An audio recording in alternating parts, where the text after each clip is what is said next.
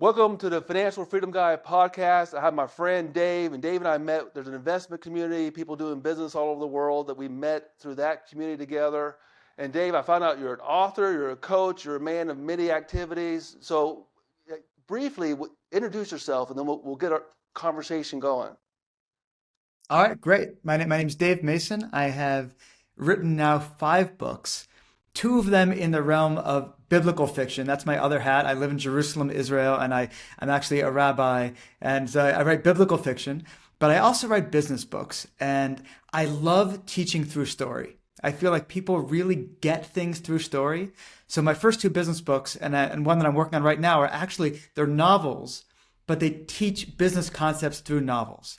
So I've got my book, The Size of Your Dreams, which I wrote with my wife, which is all set in a high school classroom. It's all these skills about how to figure out what goals you want to reach and gives you tools for how to reach your goals in life. There's The Cash Machine, which is also a novel that my wife and I wrote together. And this one it follows the stories. It really I like to say it's a treasure map about money. It's not a book about how to make money. It's a book about how to make smarter choices with the money you make. For the most part, we do go into some money-making things, but it's really tries to give people a broad aspect, a real financial education for somebody who's coming in with very maybe limited or almost no financial education.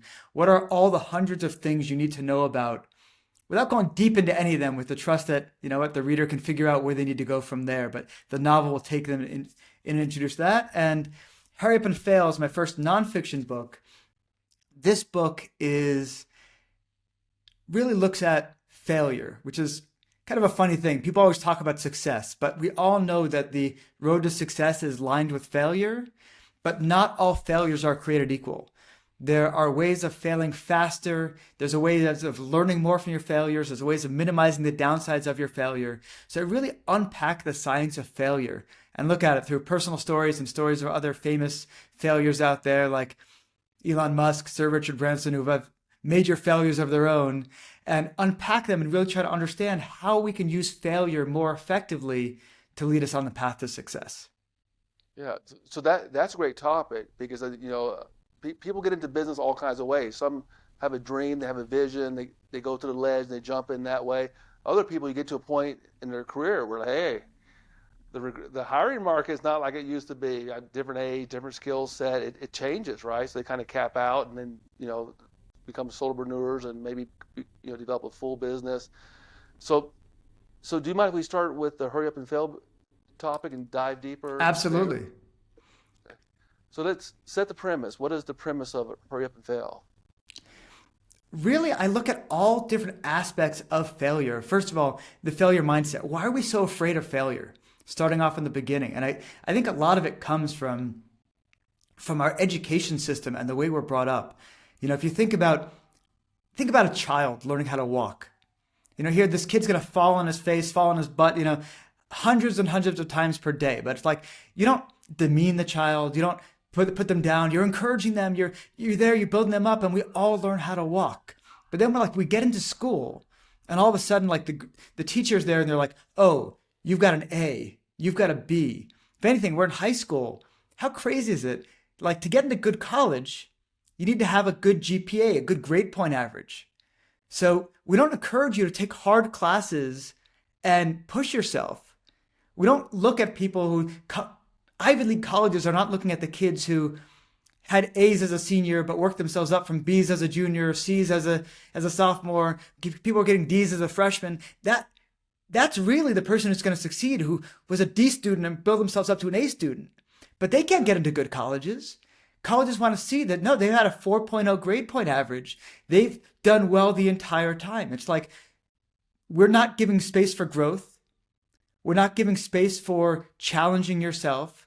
Our school system punishes people for going out there and trying things and for pushing ourselves beyond our limits, but that's where we grow. So it's this crazy thing. So I look at the mindset around failure and what are the blocks and how can we shift that mindset within ourselves. Yeah. I also look at how can we fail faster and more effectively.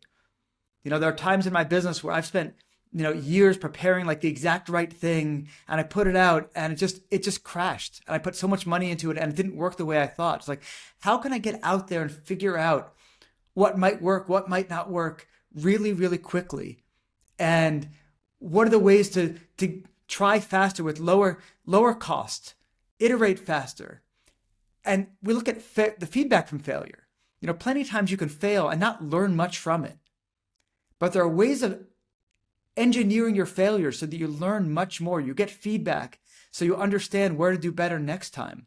There's also ways of making sure going through that process without even needing the failure in the first place. And then I look at how do we minimize the downsides of failure so that you don't really get hurt by the failures that you have, and also that you don't hurt others. Like, you don't want to fail on your customers. You don't want to fail on other people. You don't want to have your failures have other people paying the price. So how do we minimize the price of the failures? And how do we make it so that everybody around you, your customers, your family, your friends, are encouraging failure? I look at all these different aspects and go deep into each one of them. Okay, so okay, let's go deeper on this first part. Yeah. Like, the fear, which is a barrier to somebody doing something. They got to, on the first time through, they got to get A's, all they, the multiple choice questions right, that kind of thing. The like in the business world, I'm thinking, like, who do I love working with? I love working with people who are proactive, right? They see things, they initiative, Yes. they go out, talk to people, they try things out, and then combined with that, I love to work with people who are responsive. Like, you come, Dave, good idea, let's go. Let me take a few steps over here, proactive, to figure out what Dave, the idea that Dave had. And so there's a combination, proactive, responsive, very, very positive, but it takes some guts, It right? takes some Especially if you guts. work. And in this section, the person who I find is a huge source of inspiration to me and who I highlight in that first section is Sarah Blakely, the founder of Spanx. Because here she is, she's created this business, and it's easy to say that, she had a really unique business idea. She had an idea for, basically, she started off, she cut the feet off her pantyhose so that, she could wear a certain type of pants, with sandals. And you could say, oh, wow, she created a better product and she got successful. She was at a certain point rated like the world's youngest female billionaire. But when you look deeper into the story, you see that actually a lot of people had her idea beforehand. Why didn't they become billionaires? And if I looked at all the hurdles she went over to become successful, I see like tremendous boldness in all of these actions. And I had this thought at a certain point, like, if she had written my books, I'm sure they would have been runaway bestsellers. Like, I write these books. I love my books. I get great feedback on my books. I don't go out there and doggedly push my books and make sure that, they get picked up by everybody. I don't have that huge type of drive that she had. Like, she had this incredible will, and she did a whole bunch of things that were crazy bold. There's the story about how she got herself into a meeting with Neiman Marcus. And she shows up with the buyer of Neiman Marcus with her only product, like in a Ziploc bag. Ah, And the sales meeting is going horrible. This woman is completely unimpressed. And she says to her, can you come with me to the bathroom? And the buyer says, what? She's like, can you come with me to the bathroom? And the buyer's like, okay. And she literally goes into a stall in the ladies' room, puts on these same pair of cream white pants she'd bought when she first had the inspiration, showed how bad she looked in a regular pair of underwear, went back into the stall, changed into her product, came back out and showed how she looked. And the woman's like, okay, I get it. I think it's brilliant. I'm going to put it into 7 stores. And then she's like, well, actually, that's not the end of things. If she put it into stores and nobody knew it existed, nobody would buy it and they'd return it all. So she'd go to these stores and she'd literally start creating demand. She'd put her products and put them by cash registers. She'd go around, she'd educate the not just the people selling the hosiery area, but then she'd go to the shoe area because people wanted to sell shoes. And oh, if that's they had, wild. and she Yeah, did all these things without permission. And at a certain that is point, someone wild. got back. Everybody started thinking that she had permission to put her things by the cash register, but she didn't.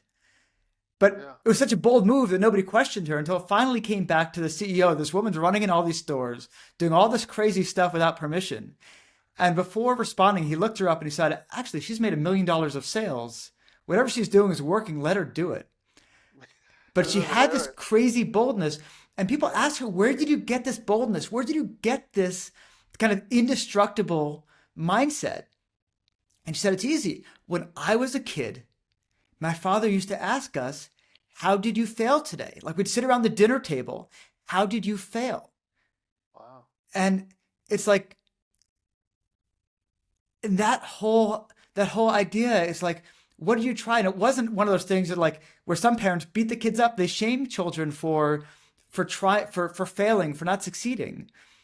She said in her family growing up, the only real failure was not trying.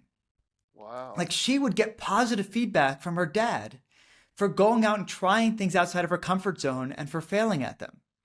And so she got to learn that actually taking bold steps and getting is good. Trying things that are hard for you and falling on your face is good. Whereas most of us grow up thinking that it's bad. We get the C on the paper and we're all ashamed. And wow, okay, next semester I'm not going to take honors. I'm going to go down to regular English. I'm not going to push myself anymore because I don't want the big red C there. Yeah. That starts to limit opportunities and, inside universities, outside universities. That is really something. So I'm thinking about my own business journey, that kind of thing, and that we use the term gains. Like this week, what gains did a person have, and what gaps? Right? Gaps are where Yeah. basically something didn't work out. There's a gap between what happened, the outcome, and what we actually want.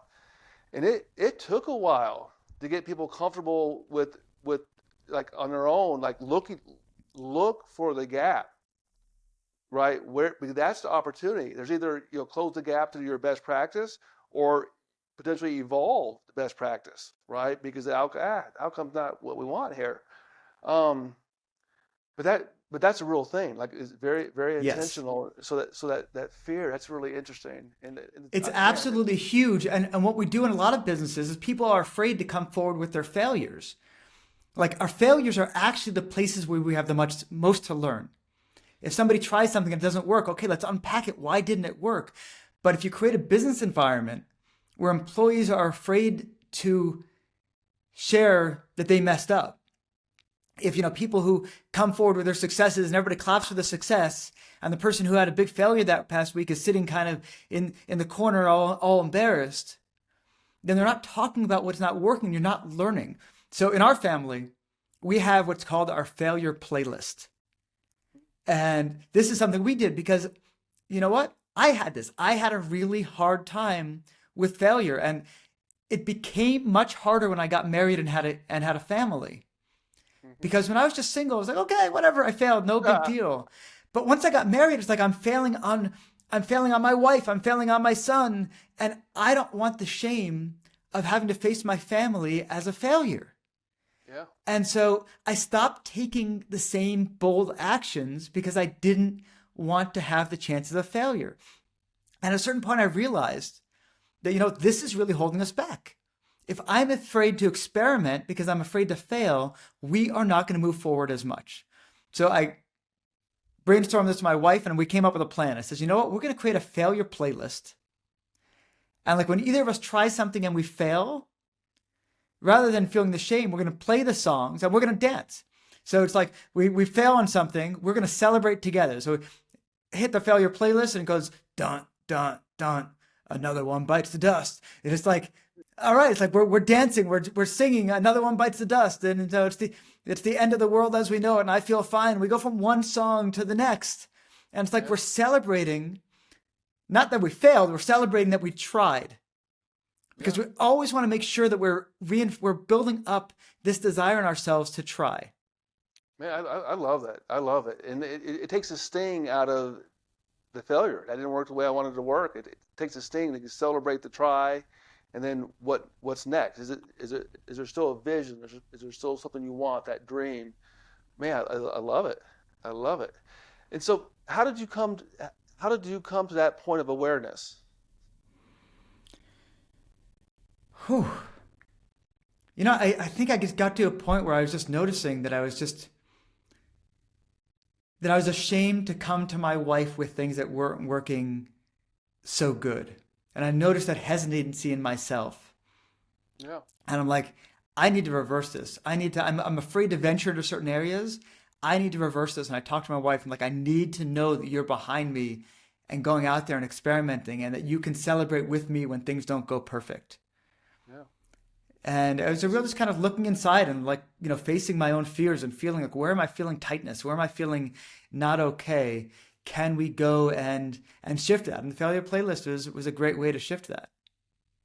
Yeah. And I can't imagine anybody that doesn't apply to, where people have different levels of self-awareness, but they feel like something's not right, it's not working out. I don't want to share this with my partners. I don't want to share this with my employees, or you know parents, whatever it is.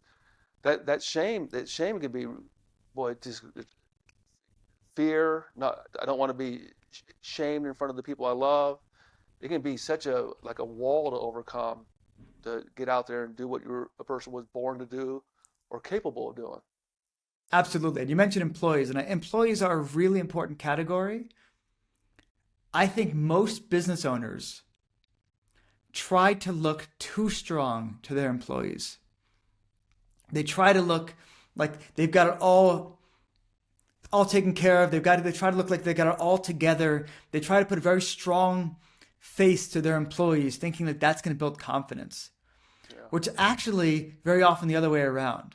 That being vulnerable and real in front of your employees creates so much safety in the business. If you're trying to always put on a positive face and cover over the failures that you've had as an employer, then Man. you're creating an environment when the employers are likely to do the same, where they don't Yeah. feel safe coming forward and saying, hey, this is where I'm struggling.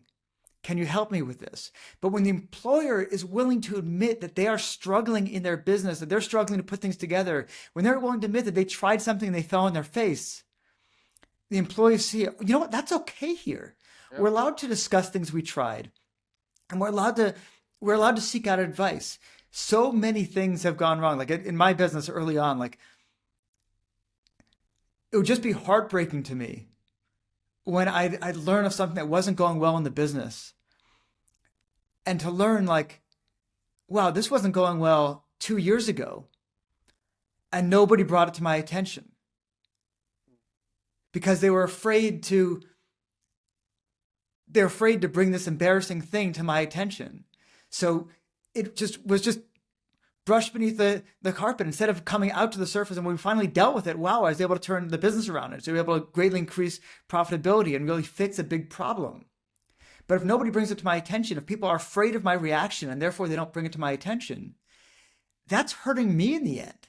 And it's creating less of a safe place for my employees to work as well. Yeah, there's something about being authentic. Like everybody knows the boss has challenges just like they do and that kind of thing. But if there's this rosy colored picture, then everybody knows we're not being authentic here, right? Our culture is, Exactly. to hide the blemishes and not see the gaps and that kind of stuff. Yeah, I remember, some of my background is, the military, that kind of stuff. And I was never Yeah. deployed to anywhere like Afghanistan. But I do remember having friends that were deployed, that it was report up under different administrations, only say the good stuff, right? The people on the ground know what's going on, right? They're not, they're professionals. They literally know what's going on, but you would never, 2 or 3 levels up, you would never think that what was going on was going on. You'd believe what's being reported, and so it's that kind of culture, and to what ends, right? What outcomes? So that's something. So let's think a little bit. I want to talk about kind of. I want to share this and talk about it because I'm mainly about business owners and financial freedom, that Yeah. kind of stuff. So I want to share with you, like we know the law of separation, that if a business owner has a certain vision, that destination they want to get to, we know on average there's 6 changes of strategy and tactics before a business owner or their team decodes the business, figures out how to do that well in the marketplace. So that, I think, going in, just expect that. And the more unique something is, it probably more likely there's probably more iterations. So I'm gonna come to the question, like, how do we see those gaps, those failures, like, that didn't work, and how do we learn fast so that we can go through those 6 cycles, or 12, or 18, or like Edison 10,000, right before the light, you get a reliable light bulb. How do we go through those things? How do we learn and go through those things fast and well, so that we're healthy humans and prosperous outcomes. Absolutely. So, first of all, I mean, most business owners are familiar at this point with the minimum viable product, but it definitely deserves reiterating. And I break down minimum viable products. I look at three different types of minimum viable products in Hurry Up and Fail. But the minimum viable product idea is a very simple one. It's like, how can I get something out as quickly as possible to my audience to test if they're going to like it or they're not going to like it? So one of the here's a great one. When you look at the original Zappos, started at shoestore.com, that there was this idea that nobody thought was going to work, that everybody had to try on shoes in person before they would buy them. And this guy, came up Tony, with this idea. What's that? I think his name is Tony. Not Tony Hsieh. Tony Hsieh is a guy named Nick Sherburne. He was Tony Hsieh was a venture capital investor who, after this, at the end of the story, he comes in, after he proves the viability of this concept in the way I'll describe in a second, he came in as an investor, and they did a swap that usually the VCs just stay back and just give money and advice. But the investor, became the CEO. So that was a bit of a shift. But with this guy had this idea, and he approached all the VCs, and they said it's not going to work. And there's what's called a Wizard of Oz paradigm. This is one of the types of minimum viable product, where you look like you have something to offer even though you don't really have it. It looks like you've got the whole thing. So what did he do? Because shoes are really expensive. You need to have, for each shoe, you need to have it in all these different sizes. You need a ton of inventory. So you don't want to have to, if you want to sell 20 different types of shoes and each one has to come in 10 different sizes, you don't want to be, and you want to have multiples of each one. You don't want to be having thousands of pairs of shoes to test out a website. It costs too much money. So what he did is he walked around, went to the mall, approached shoe stores and said, hey, can I take pictures of your shoes, put them on a website, and if people buy them, I will come back and I'll buy them from you. So he didn't own a single pair of shoes, but he took pictures of the shoes, put them on the website, and says, will people buy them online or will they not buy them online? He did it enough to see that people would buy. He lost money in each of those sales because he had to go buy the shoes at regular price and then ship them. But he was able to then go to venture capitalists and say, see, this works. Yeah, proof of And concept. it was a proof of concept, and he was able to do it very inexpensively. Airbnb is another one. Airbnb was proved in just a couple days. Like these days, I love Airbnb. It stores my credit card information. I can drag the map. I can see what's available where. When they started it, there was a design conference coming to San Francisco, and all the hotels were booked up. And they're like, hey, if we have an air mattress in our apartment, will people pay us to sleep on our floor? Wow. And so all they did is this is what's called the one painkiller technique. That they were looking to do one thing. It didn't take credit cards. It didn't have the map view. Didn't have anything. All it had was, we're putting up a website. To put in like 3 days to put up a website to see, and then they posted it to the people who are attending this design conference. Would you be willing to rent an air mattress on our floor? They had 3 of them. 3 people did. They came, they showed up at their apartment, they paid them all cash, they crashed on their floor during the conference, and look, people will do this. And because they had run it, again, everybody thought it was a dumb idea. You're not going to rent a mattress in somebody's apartment. But because they tried it and it worked, people were willing to invest in it.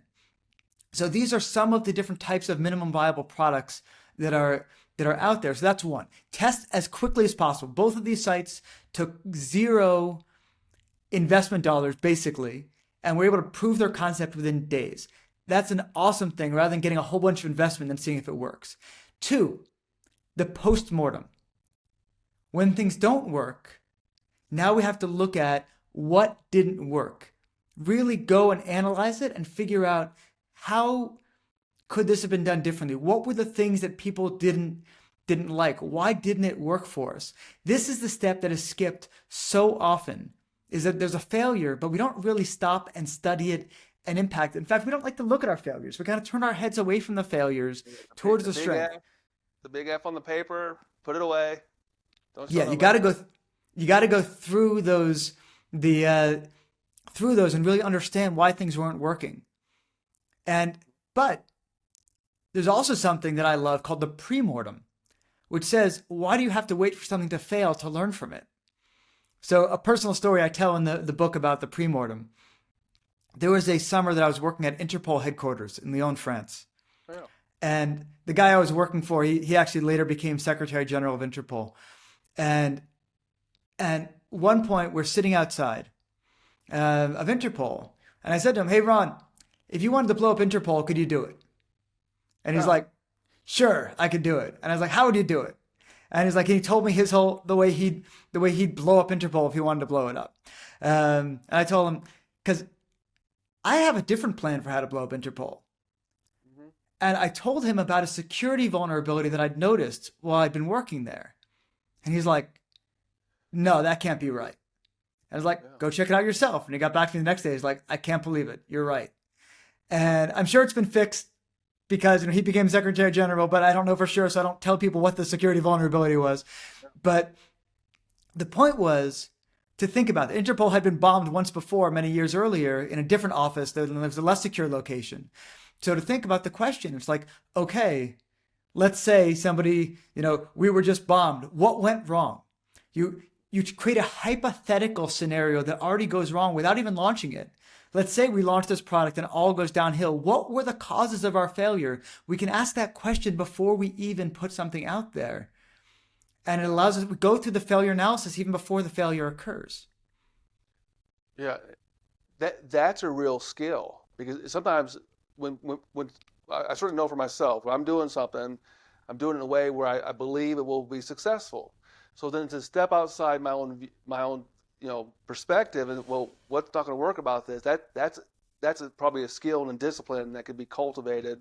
But imagine the things that the cycles we could avoid and just get to the one that does work or avoid it's risk mitigation. There, It's well, so huge, and NASA is like one of the best at this, because NASA, like, every minute in space is so precious, and like it's so easy for things to go wrong up there that they just yeah, run simulations after simulations. Okay, let's say this goes wrong. What happens? What do we do? Let's say this goes wrong. What happens? What do we do? yeah. Well, okay. So when you're talking, a story comes to mind. So I'm going to share it. The logistics company doing 13 million, and when we first started with them, they had one operating company. They had their trucks in the company. They had their buildings inside the company. You got to imagine you're doing 13 millions of trucks on the road, that kind of stuff. Maybe something could happen someday, right? Accident, check driver, weather, whatever. Then at that point, the guy's entire everything is inside that one operating business, so it's all at risk to lawsuits, and that's when you find out you're inadequately insured, right? Partially insured. Yes. So now this kind of snowballs the level of stress that the owner has to go through under that scenario. But proactively, just as easy. Well, how about we set up different, asset protection, set up different entities, one to own the property and the different one for the vehicles and lease back. And now you're getting the risk protection plus there's tax advantages, right? Now my taxes are lower. Yeah, your taxes are lower. There's more you can do too. Um, but that's I guess that's kind of an example of being proactive. You know, That is a great example. You've got this $13 million business, and a lot of the way we run businesses is we just kind of go through our day to day. Hey, I'm making great money. I'm making 13 million in revenue. I'm pocketing $1 million every year. You're riding high. Oftentimes we don't stop to ask the question, what could bring this down? Is there something that could bring this down? One of my drivers drinks and gets into an accident and there's a lawsuit and everything's in one place. What could bring it down? So take some time, think about all of the different hypothetical things that could bring that business down. And then we run the pre-mortem analysis. Okay, one of my drivers gets drunk, you know, gets into an accident. How do I stop that from ruining me financially? And then that's when the answer is what you were saying about the asset protection, diversification, breaking things into different companies. All of these different things, looking into your insurance, are really the answer. But the question either gets asked ahead of time before it comes to haunt them, Or is one of those things like, ah, why didn't I think of that? That comes up afterwards, after everything's unraveling. So the more you can think about what are the things that are likely to bring my whole ship down, what are the most likely causes of failure, and then, okay, how do I plan around each one of them, the more protected you're going to be. Yeah, at that point you're playing. It goes from checkers to you're playing chess, and it's a different level. I like how you think, Dave. That's that's something. Okay, let's connect the dots a little bit. Like what author? I'm going to encourage people to check out. You showed two books. But I'm loving what we're learning about the hurry up and fail one. That's a good thing to check out. Learn some more. But you also do coaching. I do Is that coaching. I'll work with people one on one. I do a business thing. We have, both you and I know each other from our mergers and acquisition club that we're in, the Harbor Club. So I do help businesses figure out how to be growing through acquisition, or figuring out acquisition strategies or things along those lines, but also going into the business, figuring out ways of optimizing the business. I do something that very few coaches do, in that I'm willing to guarantee for results. This is one of the things I talk about in Hurry Up and Fail, for instance, that most coaches aren't going to be guaranteeing what you do. You say, I go to a coach because I want to take my business to a certain level from here to there. And you pay this coach, thousands of dollars to coach you. Well, are they going to get you there? Or are they not going to get you there? One of the things that I love the concept of risk reversal. This is one of the things I teach all the time to people, is how can you take the risk from the person you're, say, selling to? Like, say I'm pitching somebody for coaching. Let's say I want to pitch you on my coaching. You might not know if I can help you or I can't help you. So I've got to convince you, I've got to try to build myself up. And you don't really know if it's going to work or not. And really, like, I'm the one who knows what my coaching can offer, but you're the one taking all the risk on yourself. I call that pay and pray. When you get sold to, like, take somebody else, what they're pitching to you, and then just pray that it works out the way they promised. Where I'll actually say, okay, I will guarantee that you are making money off of our coaching. And there are times that I've even done 10x guarantees that, in the right scenario, I will guarantee that you are making back 10 times what it is that you're paying me, or my services are free. And you that's know? one. Sorry. Yeah, I go didn't mean ahead. to interrupt you. Go ahead. Well, I just love it because you know what you do. You know Yes. who you're a best fit for, right? Yes. Focus on the clients that you can do something with. Don't if you're at the point in life, don't get involved with the ones you can't, because it's not good for anybody. So at that point, yeah, guarantee it. I guarantee you this over this timeline, because it is a Absolutely. lot Which of risk. also means that I'm not going to take anybody that comes to me. Yeah, Let's say, I charge a certain amount for my coaching and somebody wants to pay me that amount for my coaching. Normal coach would be like, yeah, great. I'm happy to have the money coming in. But for me, because I know I could give it all back. So let's say somebody comes to me and they've got a business that's currently doing $50,000 a year. yeah, I know right off the bat, they're not going to be able to afford me. They are not going to make enough off of paying me to cover the cost of paying me. But if somebody comes to me and they're doing a $10 million business, then I know, wow, a tiny little bit of advice from me, a tiny one distinction that I can make in their business can easily take them from a $10 million business to an $11 billion business. Paying for my coaching costs at that point is nothing. So I only want to work with clients who I know can make a ton of money off of my coaching. yeah, And there are times I'll say to people like, look, I'm sorry, but look, if you really want to pay me, I'll take it, but I'm not going to give you my guarantee because I don't see how I can give you the value to make my time worthwhile. But if somebody comes to me with a $10, $20 million business, I know I can get that business to the next step. That covering my cost is easy because they easy. only need a small thing to move the needle. And if I can't move the needle, if I can't find that extra money, I don't deserve to get paid. Yeah, I would rather say that, what? Say one out of every four clients, if I can't move the needle, I would rather say, that one client, I didn't earn my money. Please, I'm sorry to have wasted your time. Here's your cash back. yeah, And I will make that money on the other three who I know are going to stick with me because we've figured out how to move the needle in their business. yeah. That's a different level of confidence in operating in integrity. Take the shot. I'll take the risk. Yeah, I know what I can do. So I like the way I love that approach. But anybody who says that to me, they just anchor the relationship like how I see them, like levels above, right? Multiple levels above. So that is awesome. So I think this is a good place to bring it in, where with that, books, authors, coaching, M&A, growing businesses, a lot of experience to tap into. What is the best way for people to contact you? So people can follow me on my website. I've got a couple of them. Actually, I've got tons of them. But DaveMasonAuthor.com, which is probably the best one for the book specifically. DaveMason.coach specifically to be working together if you're interested in figuring out how to be working. And we'll see. Is this a potential fit? Is this not a potential fit? Yeah, and we'll put the links down in the description so that people can tap into it and learn more. Dave, thank you so much for jumping on. And every time we talk, I know you a little bit more, and I love what I'm learning about you. Fantastic. Kirk, it's been a real pleasure. Thank you so much. Yeah, my pleasure.